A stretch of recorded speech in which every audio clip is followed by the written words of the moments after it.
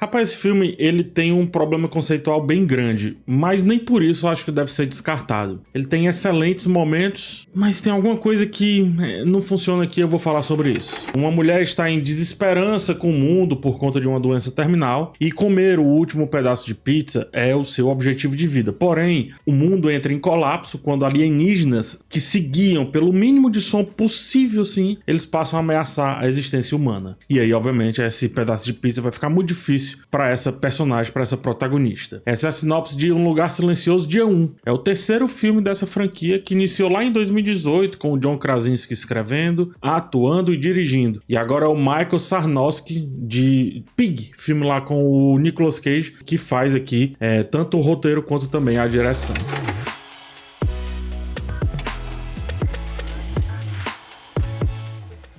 O primeiro Um Lugar Silencioso, ele foi um sucesso, acho que quase inesperado. A ideia era muito boa, a execução foi melhor ainda, e isso, atrelado ao fator surpresa, potencializa muito o primeiro filme. A sequência, obviamente, sem o fator surpresa, né, e também lançada às pressas na pandemia, já pareceu mais uma necessidade de continuação do que de ter realmente aquela história sendo contada. Mas entenda, tecnicamente não é um filme ruim, o segundo ainda eu tô falando sobre ele. Só que tá aquém da aura que o primeiro passou, que o primeiro construiu. Isto posto, esse terceiro filme ele parece mais caça-níquel ainda do que o segundo. Não que isso seja limitador, muitos caça-níqueis nascem como tal e conseguem encantar mesmo assim. Mas talvez por não entender como esse filme poderia ser vendido, eu acho que acaba atrapalhando demais. E aí é onde chega o ponto que eu iniciei o vídeo aqui, né? Esse terceiro filme, ele tem um problema conceitual. O primeiro foi aquela história de escopo muito localizado na realidade de um casal e seus 2 filhos tendo que sobreviver em um mundo extremamente ameaçador. O segundo já foi uma análise sobre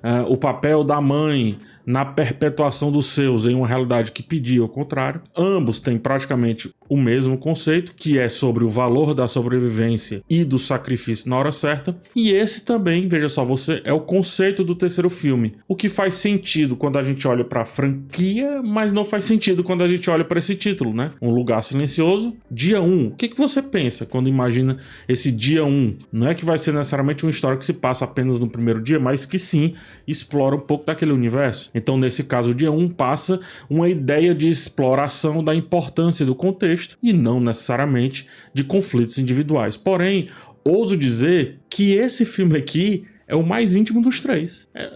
Todos os 3 é o que mais é bem focado na sua protagonista, cujos conflitos são muito, muito introspectivos, não são tão expansivos para aqueles que estão além dela e por aí vai. Então, você precisa entender uma coisa, tá? O conflito proposto pela personagem da Lupita Nyong'o não é ruim, tá longe disso. Mas é um contrassenso com o tal do dia 1. O dia 1 dá a ideia de explicar a origem da coisa. E não é nessa toada que o filme vai, não é essa toada que o filme pega. E isso, acredito, eu acho que gera desconexão com a história proposta que, repito, apesar de boa, parece que não pertence ao que esse filme sugere enquanto proposta. Volto-me, portanto, para a jornada dos protagonistas. E é muito bacana ficar andando ali naquela Nova York com a Samira e depois com o Eric nesse contexto. Ainda que o filme peque em vender melhor a conexão dos dois, um aparece lá pro outro apenas levado pelo gato da Samira, a jornada como um todo, pessoalmente dando um zoom out assim, me passa uma ideia generosa sobre a humanidade. Ora, e o senso comum é que a gente se vê sempre como seres que tentam tirar vantagem do outro o tempo inteiro, apesar dos motivos adversos, mas quando a gente olha um pouco aqui para nossa história da humanidade, a gente tem sim bons exemplos de que quando não aperta, alguns de nós conseguem se tornar mais empáticos. E eu acho que o filme vai muito nesse sentido, então me deu um sentimento interessante.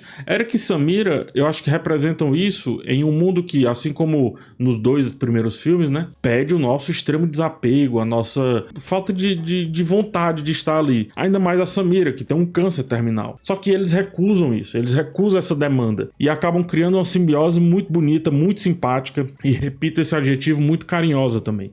Esse mundo pede que a gente faça total silêncio pensa é engraçado, né? Que a gente se desconecte do que temos de melhor, que é a nossa capacidade de comunicação. E eu acho que é aí onde a gente passa a funcionar melhor, por incrível que pareça, porque talvez esquecendo ali esse dom que a vida nos dá, que é comunicar, a gente faça de tudo para se comunicar. E assim, esse lugar silencioso passa a ser preenchido com tentativas muito ferozes, muito aguçadas de nos conectarmos com o outro. Esse filme é muito sobre esses dois personagens rejeitando serem o que aquela realidade os impõe. Então ela encontra no fim desse mundo, digamos assim, né, no final desse apocalipse, o dia 1 para sua existência, mesmo que agora a sua existência seja simplesmente comer uma pizza ou revisitar a memória do seu pai, porque isso deveria bastar. E eu acho que esse é o grande ponto que esse filme nos passa, né? Em meio a tanto caos, pequenos objetivos, pequenos sonhos podem ser interessantes.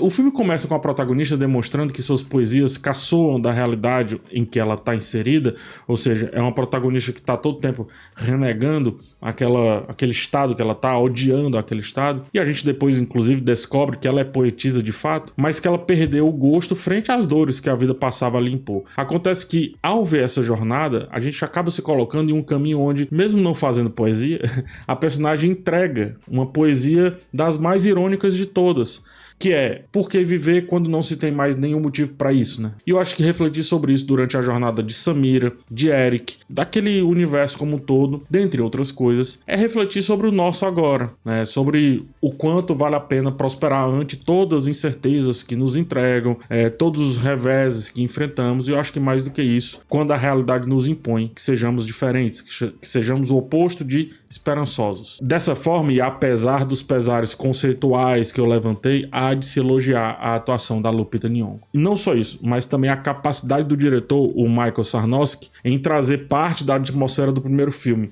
Cara, é possível sentir o silêncio pulsando. Como é que pode, né? Como é que eles conseguem fazer isso tão bem? A mixagem aqui é uma mixagem minimalista e que mesmo assim gera tensão a partir disso, gera tensão a partir da falta do som. Ele faz tão bem isso que quando abre o plano, apostando mais na cidade e menos nos locais fechados, aí quando eu penso que o filme ele desanda novamente, sabe? É bem melhor estar com Samira e Eric em suas intimidades, nos momentos de silêncios contemplativos, do que no terror, na ação ou na correria, ou seja o que for, que o filme tenta promover em dados momentos. Existe uma cena de um estouro ali dos alienígenas, onde várias criaturas correm atrás dos protagonistas, que sinceramente, cara, essa cena não diferencia em nada dos piores momentos de The Walking Dead. E isso é muito pouco para o excelente conflito que a Samira vinha nos apresentando.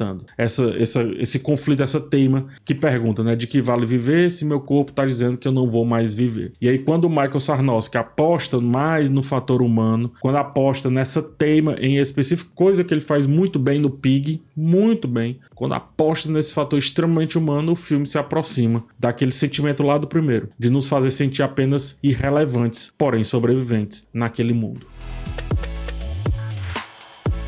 A falta de capacidade da direção em definir o universo é tão grande, né? O diretor e o roteirista, diga-se de passagem, tá? Que é o mesmo, mas também tem outros roteiristas. Mas essa falta de capacidade de construir isso é tão grande que um trecho de Um Lugar Silencioso dia 1 lembra muito o filme Alien, só que parece um pastiche, né? Ou seja, parece uma tentativa amadora de fazer o que o segundo Alien fez. Tem uma hora ali que os ETs, os alienígenas, estão, sabe, brincando com ovos, acredito que sejam ovos, enfim, que dão origens a outros alienígenas. E o Eric vê essas criaturas interagindo, vivendo aquilo dali. A tensão é sim bem construída, só que pá, corta e o Eric já tá de volta na cena anterior, agora com Samira. Você fica se perguntando, beleza, como é que ele saiu dessa cena, né? Porque tinha 30, 40, 50 bichos ali. O filme ele não tem paciência pra definir o universo, né? Pra aumentar esse escopo. E aí ele cai novamente naquele erro conceitual que eu trouxe. O Lugar Silencioso dia 1, no final das contas, destoa completamente ao tentar ser um filme de universo, é episódico dentro dessa franquia e se encarado dessa forma, acho que funciona em sua pequeneza. se encarado como a possível parte de um grande todo, é um filme no mínimo equivocado, ao não conseguir abrir a lente e mostrar mais daquele mundo do que dos indivíduos que estão naquele mundo. Quanto mais silencioso, melhor o filme. Quanto mais barulhento e apressado, menos parece se encaixar no que essa franquia precisa para continuar existindo. Tem um bom filme em O Lugar Silencioso Dia 1, mas essa parte não faz totalmente bom. São duas propostas diferentes que coexistem e acabam uma anulando o objetivo da outra, e o objetivo central do filme eu praticamente não consigo encontrar.